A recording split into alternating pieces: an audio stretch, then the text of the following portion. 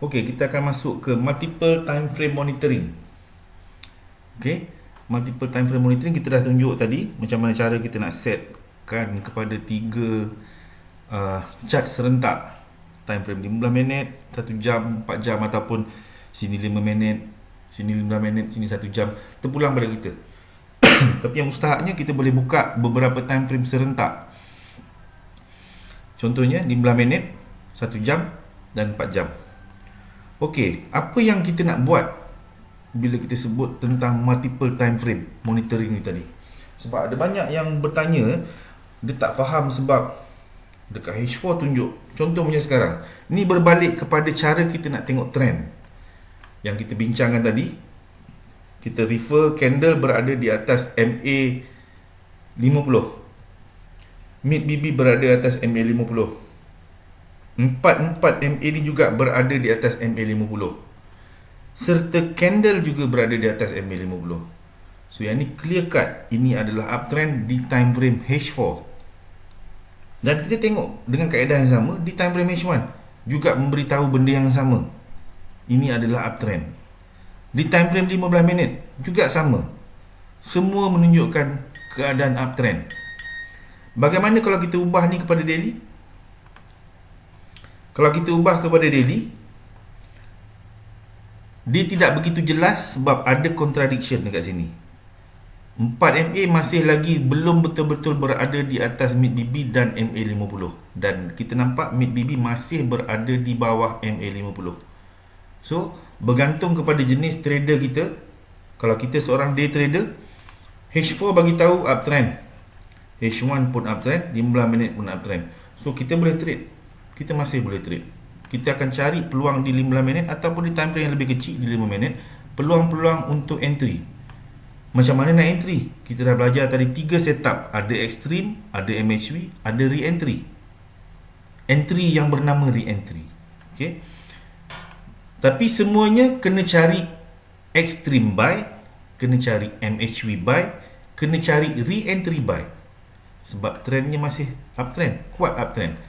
Jadi di time frame kecil, contoh kita buka di time frame yang besar, time frame yang kecil ni, tengok hari ni ya. Hari ni punya keadaan. Ini adalah pergerakan market pada hari ini. Kita cari ada tak peluang-peluang extreme buy, MHV buy ataupun re-entry buy di time frame 5 minit ni. Kalau cepat sangat kita tengok 15 minit. Tengok 15 minit pun okey. Ada entry-entry di 15 minit. Kita hanya akan cari peluang buy, sama ada extreme buy, MHV buy ataupun re-entry buy. Satu kita dah nampak. Apa ni? Ini adalah extreme buy. Candle yang MA5 close di luar BB. MA5 close di luar BB. Ini adalah extreme buy.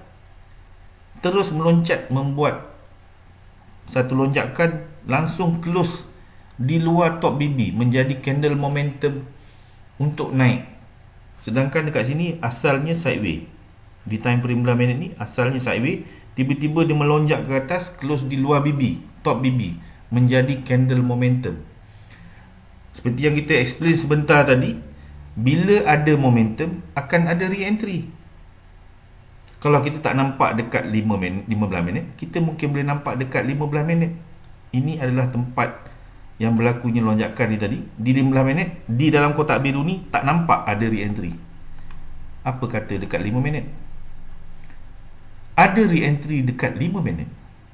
Dekat 5 minit, ini adalah re-entry. Walaupun dia menjadi candle arah yang valid. Sebab dia close di bawah MA510 low. Tetapi seperti yang saya explain tadi, ada kalanya dia menjadi CSA tetapi mid BB menjadi penghalang. So ini adalah re-entry juga. Dekat 15 minit kita mungkin nampak jelas re-entry tu bila dia sampai ke sini. Ini adalah kita punya re-entry. Kalau kita tak nak tunggu dekat 5 minit cepat sangat, kita kata kita tak apalah, kita tunggu dekat 15 minit. So dekat 15 minit kita ada satu peluang dekat sini, re-entry. Ini adalah satu peluang re-entry.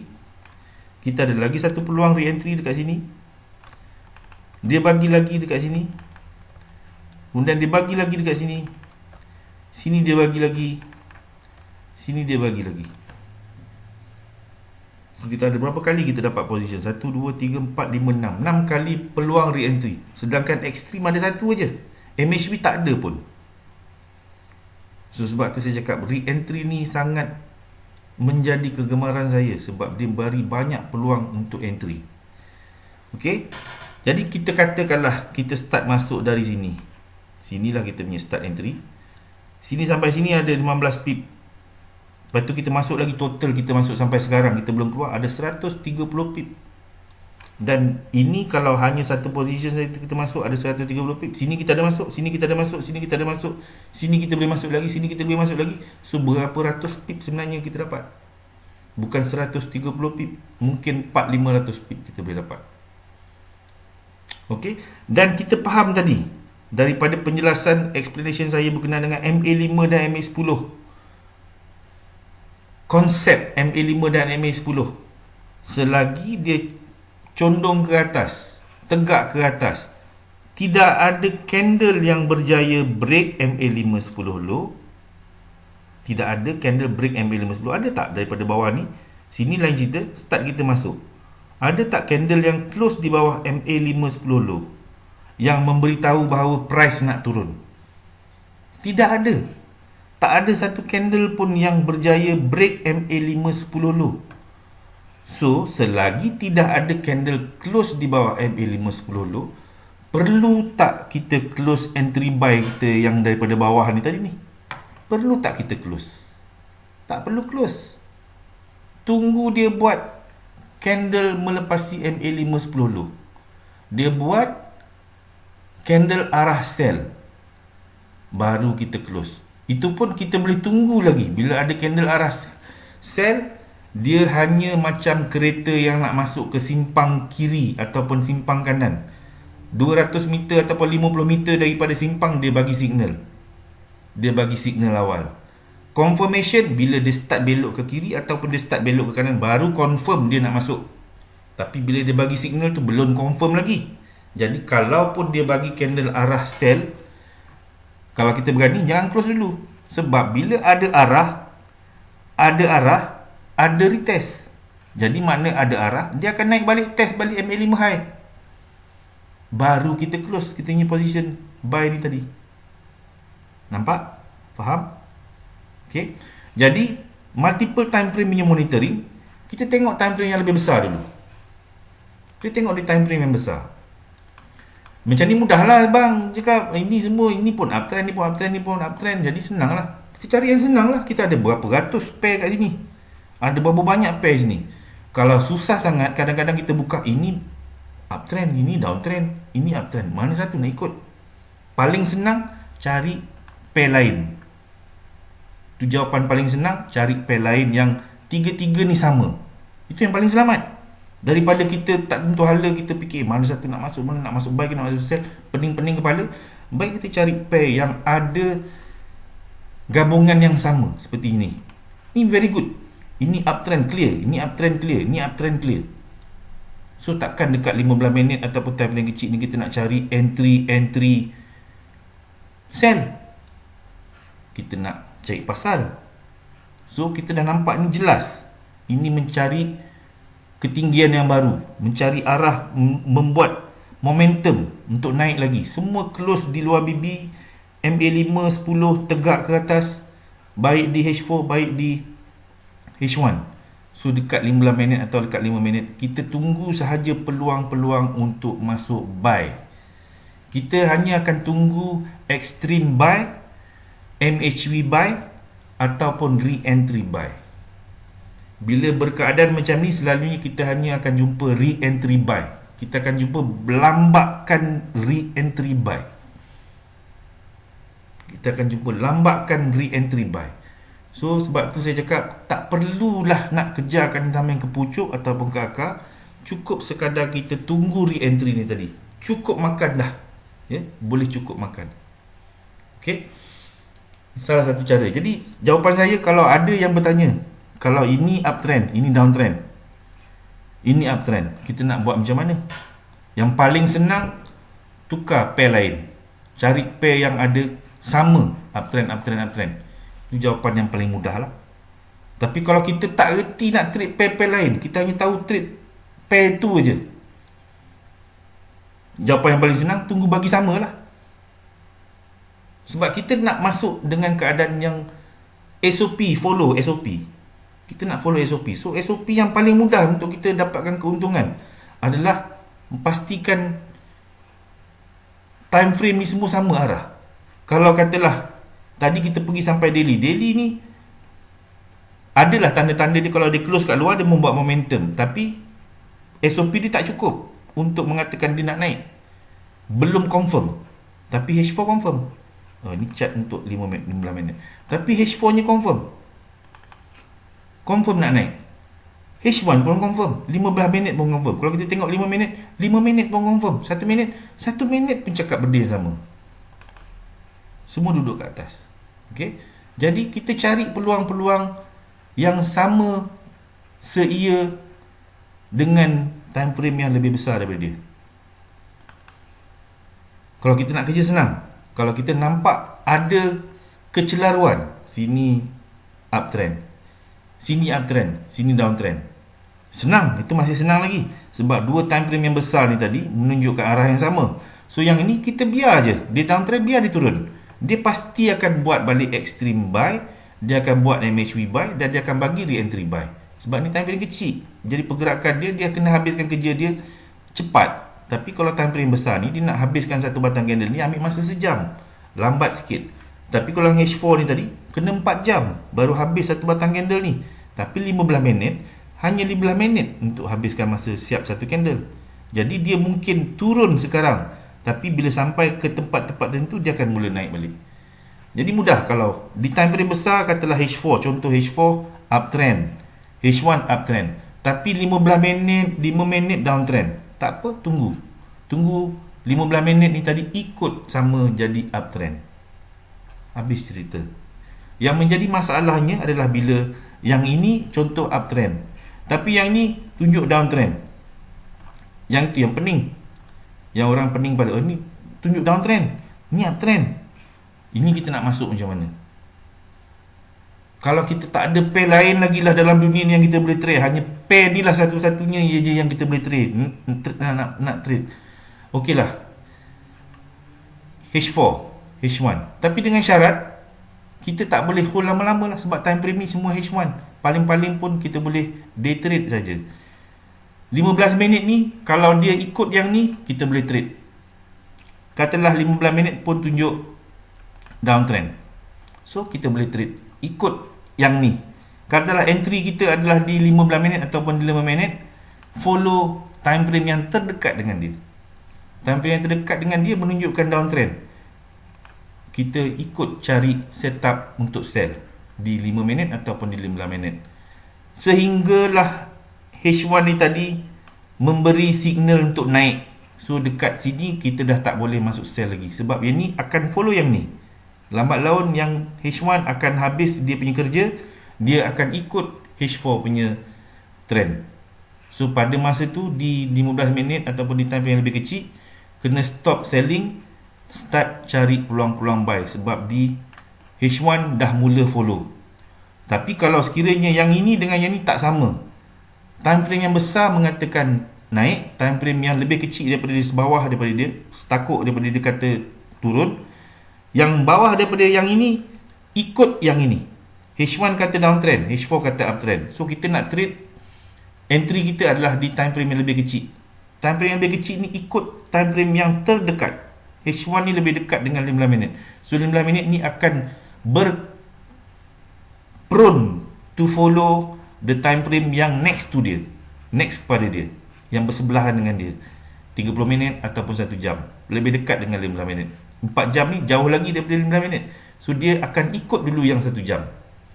So kita tunggu setup entry sell ataupun MHV sell ataupun re-entry sell di time frame yang lebih kecil, sebab H1 pada masa tu adalah dalam keadaan sell.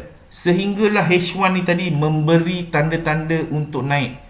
Maksudnya ada extreme, ada MHV buy, extreme buy, MHV buy, jadi candle arah buy. Then Semua position kalau kita ada sell, kita kena closekan dan tunggu sehingga confirmation H1 ni tadi untuk naik. Sebab biasanya dia akan mula ikut H4 punya trend. Okay, got it? Dapat? Itu biasanya yang orang tanya pada saya bila berkeadaan macam tu. Sebab kita akan refer kepada time frame yang lebih besar dulu untuk tengok trend. Okay, kalau kita seorang scalper, memadai kalau kita ada H1 30 minit, 15 minit, 5 minit, sama keadaan dia, dan kita follow H1 punya trend. Tak salah kalau kita nak tengok H4. Kalau H1 dengan H4 ni sama, lagi cantik. Seperti sekarang, H1 dengan H4 sama keadaan dia. So kita nak scalping dekat 5 minit, nak scalping dekat 1 minit, tunggu dia datang signal buy saja, masuklah. Sebab dekat H1, dekat H4 semua bagi tahu nak naik. Dekat time frame kecil ni kita cari peluang-peluang untuk buy saja. Ini memang cantik sebab dia sama. Dua-dua ni sama. Lagi cantik kalau di daily pun bagi benda yang sama.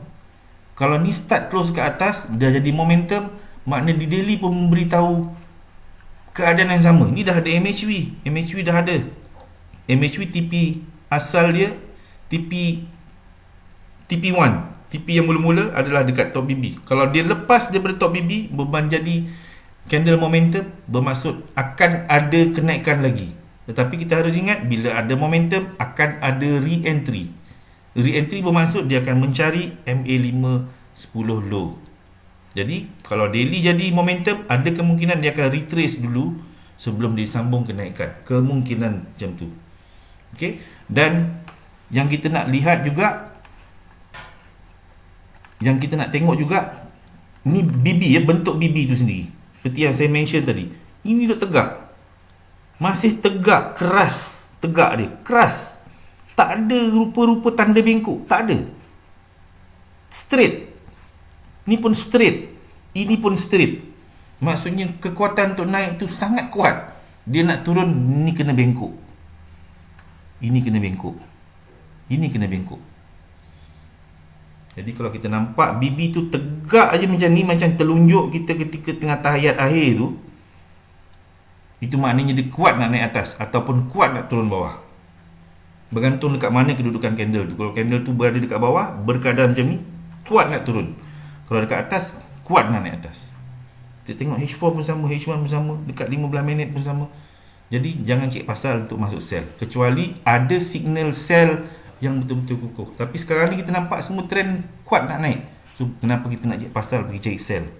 Lebih baik kita tunggu dia turun bawah, bagi re-entry buy. Seperti ni. Ada ekstrim. Ya, memang ekstrim. Signal ekstrim. BB mendatar pula. BB mendatar, ada ekstrim. Boleh nak masuk.